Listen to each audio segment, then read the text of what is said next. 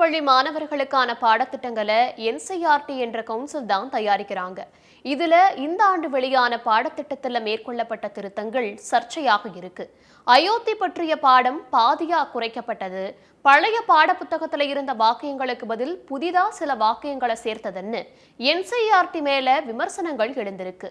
இந்த சர்ச்சைகளுக்கெல்லாம் NCERT இயக்குனர் தினேஷ் பிரசாத் விளக்கம் கொடுத்திருக்காரு. திருத்தங்கள் மேற்கொள்ளப்பட்ட NCERT புத்தகங்கள் சர்ச்சையானது ஏன், சர்ச்சைக்கு NCERT கொடுத்த விளக்கம் என்ன, இதையெல்லாம் தான் ஸ்பாட்லைட்ல பார்க்க போறோம். NCERT 12ஆம் வகுப்பு பாடப்புத்தகத்துல அயோத்தியை பத்தி 4 பக்கம் விரிவான பாடப்பகுதி இருந்துச்சு. திருத்தங்கள் மேற்கொள்ளப்பட்ட புதிய பாடப்புத்தகத்துல அது 2 பக்கங்களா குறைக்கப்பட்டு இருக்கு. மேலும் பாபர் மசூதி என்ற பெயருக்கு பதிலா 3 மாடம் கொண்ட கட்டுமானம் என்று பெயர் மாற்றப்பட்டு இருக்கு.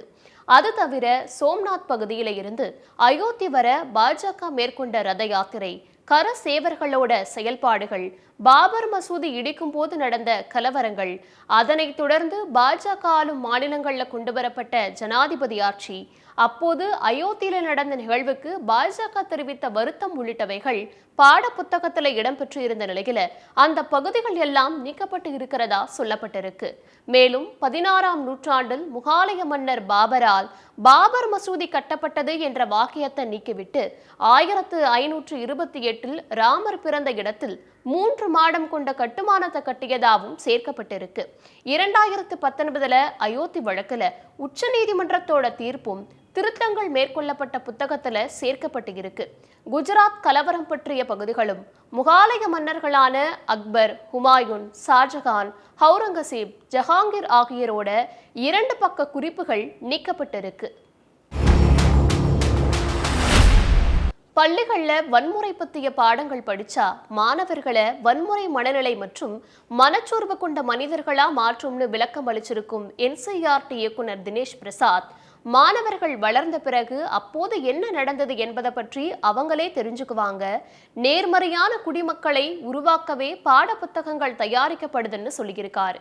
மேலும் பாடப்புத்தகத்துல திருத்தங்கள் மேற்கொள்றது உலக அளவுல நடைபெற்று வர நடைமுறை, இதுல காவிமயம் எதுவும் கிடையாதுன்னு தெரிவிச்சிருக்கும் NCERT இயக்குனர் தினேஷ் பிரசாத், மாணவர்களுக்கு வரலாற்றுல நடந்த உண்மை எதுவோ அதுவே நாங்க கற்பிக்கிறோம்னும், உச்சநீதிமன்ற தீர்ப்புப்படியே பாபர் மசூதி பற்றிய குறிப்பு நீக்கப்பட்டு இருக்குன்னும் விளக்கம் அளிச்சிருக்காரு.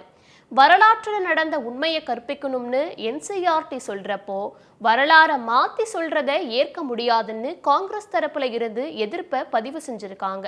வன்முறையை கற்பிக்க கூடாதுன்னு சொல்றது எந்த அளவுக்கு சரியான வாதமோ அதே அளவுக்கு வரலாறை சரியா கற்பிக்கணும் அப்படிங்கிறதும், பாடத்திட்டங்களை வகுக்கிற குழுல சரியான நெறிமுறைகள் பின்பற்றப்படணும் அப்படிங்கிற வாதமும் கல்வியாளர்களால முன்வைக்கப்படுது.